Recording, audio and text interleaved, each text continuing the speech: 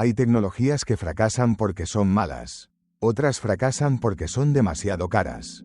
Y después están las que cometen un pecado mucho más cruel, ser demasiado buenas, pero llegar demasiado tarde. A finales de los años 90, Sony tenía entre sus manos algo que parecía imposible. Un pequeño disco protegido por una carcasa. Podías grabarlo, borrarlo, volver a grabarlo, cambiar el orden de las canciones y llevarlo en el bolsillo. Era más pequeño que un CD, mucho más resistente que un casete y, para muchos, representaba exactamente lo que debía ser la música del futuro. Pero mientras Sony estaba construyendo ese futuro, en algún lugar, en silencio, otro invento estaba esperando. No tenía discos, no necesitaba carcasas, no necesitaba reproductores especiales, y estaba a punto de cambiarlo todo. Se llamaba MP3. Esta es la historia del minidisc, la historia del formato que parecía perfecto, y que llegó demasiado tarde. A principios de los años 90, escuchar música portátil significaba principalmente dos cosas. Casete o CD. El casete tenía una ventaja enorme, podías grabar encima de él. Pero también tenía problemas. Las cintas se deterioraban, se podían enredar, había que rebobinar, y encontrar una canción concreta podía convertirse en una pequeña tortura. El CD era mucho mejor en calidad y permitía saltar directamente de una pista a otra. Pero tampoco era perfecto, era relativamente grande, delicado y, sobre todo, no estaba pensado para que el usuario pudiera grabar música fácilmente. Sony quería solucionar todo eso, y en 1992 presentó una nueva idea, el minidisc. A simple vista parecía un pequeño disco, pero escondía una diferencia fundamental. El disco estaba protegido dentro de una carcasa. Eso significaba que podías llevarlo en el bolsillo sin preocuparte tanto por rayarlo. Y el sistema permitía algo revolucionario para la época, grabación digital. Podías grabar, borrar, volver a grabar, cambiar el orden de las canciones, editar nombres, crear recopilaciones. Era como tener las ventajas del casete y del CD dentro de un formato mucho más pequeño. Y Sony tenía grandes planes. El minidisc no estaba pensado para ser un simple producto más.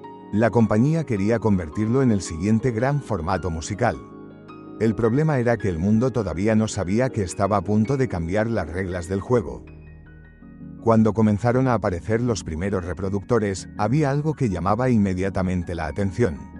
Eran pequeños, muy pequeños. Un minidisc medía aproximadamente 7 centímetros, mucho menos que un CD. Y los reproductores podían caber perfectamente en una mochila, un bolso o incluso en un bolsillo. Además, la tecnología permitía algo que para aquella época parecía casi ciencia ficción. Podías seleccionar una canción instantáneamente. No había que esperar a que la cinta llegara hasta el punto correcto. Podías borrar una pista sin destruir el resto. Y podías reorganizar tu música. Era una experiencia mucho más cercana a lo que hoy damos por normal. Pero había un problema. El minidisc era caro. Los primeros equipos costaban bastante dinero. Y los discos vírgenes tampoco eran precisamente baratos. Además, para utilizarlo necesitabas entrar en todo un nuevo ecosistema. Reproductor, discos, grabador y, dependiendo del uso, equipo adicional. Mientras tanto, el CD ya tenía una ventaja gigantesca, todo el mundo lo conocía. Y eso convirtió al minidisc en una tecnología brillante intentando abrirse paso en un mercado que ya tenía un estándar. Pero entonces ocurrió algo curioso. El minidisc empezó a encontrar su público, especialmente en Japón. Allí se convirtió en un formato mucho más popular que en otros mercados. Sony lanzó reproductores cada vez más pequeños, más ligeros, más sofisticados, y algunos parecían auténticas piezas de ingeniería. Los minidisc empezaron a utilizarse para escuchar música, grabar conciertos, hacer entrevistas y crear recopilaciones personales. Y para muchos usuarios, el formato era simplemente fantástico. De hecho, todavía hoy hay personas que hablan del minidisc con una nostalgia enorme. Porque tenía algo que los formatos posteriores fueron perdiendo. Era físico. Tenías tu colección, tus discos, tus etiquetas, tus grabaciones. Y cada minidisc podía convertirse en algo personal. Una selección de canciones para un viaje, un concierto grabado, una recopilación para alguien especial. Era tecnología, pero también era una experiencia. Y entonces llegó el enemigo que Sony no podía combatir con un nuevo diseño: Internet. A mediados de los 90, los ordenadores empezaron a cambiar la manera en la que almacenábamos y compartíamos información. Y apareció un formato que, al principio, parecía una simple curiosidad informática: el MP3. Su ventaja era brutal: podías convertir una canción en un archivo digital relativamente pequeño. Y, de repente, la música podía viajar. Por internet, por un correo, por un disco duro, por una red. Ya no necesitabas transportar físicamente el soporte. Y aquí estaba la gran diferencia: Sony había conseguido hacer un disco más pequeño. El MP3 consiguió algo mucho más radical: hacer que el disco dejara de ser necesario. En 1999 apareció Napster, y la industria musical nunca volvería a ser la misma. Millones de personas comenzaron a compartir canciones por internet. De repente, un adolescente con un ordenador podía tener acceso a una biblioteca musical que antes habría costado una fortuna. La música había dejado de ser únicamente un objeto. Ahora podía convertirse en información. Y esa diferencia era devastadora para formatos físicos como el minidisc. Sony podía fabricar un reproductor más pequeño. Podía mejorar la calidad. Podía aumentar la capacidad. Pero no podía hacer que un disco físico fuera más cómodo que un archivo que podías copiar en segundos. Y entonces apareció otro protagonista: un dispositivo que iba a convertirse en uno de los productos más importantes de la historia de la tecnología: el iPod. Cuando Apple presentó el iPod en 2001, el mensaje era sencillo: miles de canciones en tu bolsillo, sin cajas, sin decenas de discos, sin tener que cambiar de soporte. La música empezaba a convertirse en una biblioteca digital, y el minidisc, que había sido diseñado para solucionar los problemas del casete y mejorar la experiencia del CD, se encontraba luchando contra una tecnología que eliminaba directamente la necesidad de utilizar discos. Era como intentar construir un coche más rápido cuando alguien acaba de inventar el avión. Y aquí aparece una de las ironías más interesantes de esta historia. Sony no era una empresa ajena a la revolución digital. Sony tenía tecnología, tenía música, tenía películas, tenía electrónica, tenía millones de usuarios, tenía prácticamente todas las piezas. Pero conseguir que esas piezas funcionaran juntas no era tan sencillo. La compañía estaba intentando proteger sus intereses en una época en la que la industria musical estaba aterrorizada por la piratería digital.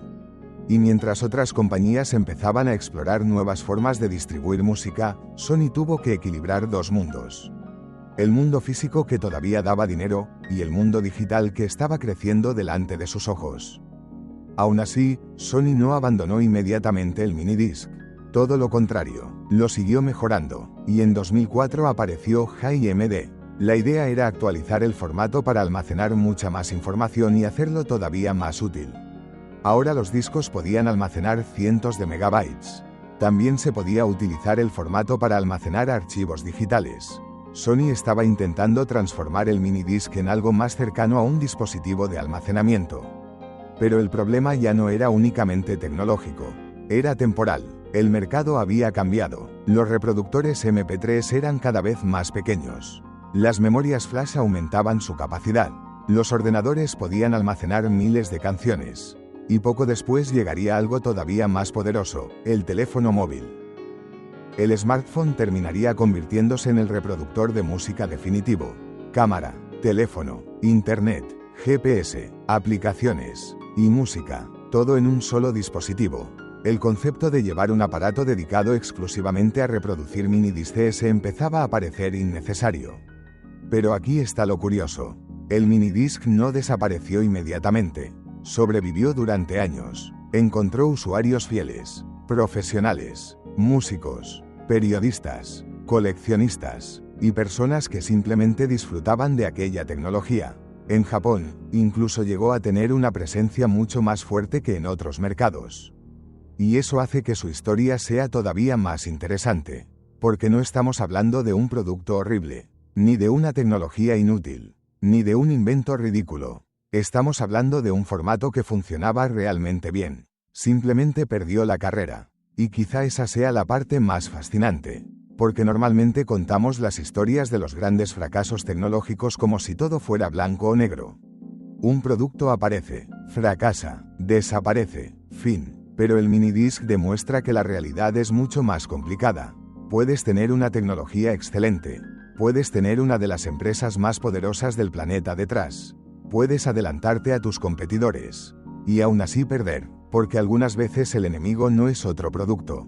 Es el cambio. El minidisc intentaba perfeccionar el mundo de los discos. Pero el futuro no quería discos mejores. Quería música sin discos. Y esa diferencia lo cambió todo. Con el paso de los años, los servicios de streaming terminaron llevando esa idea todavía más lejos.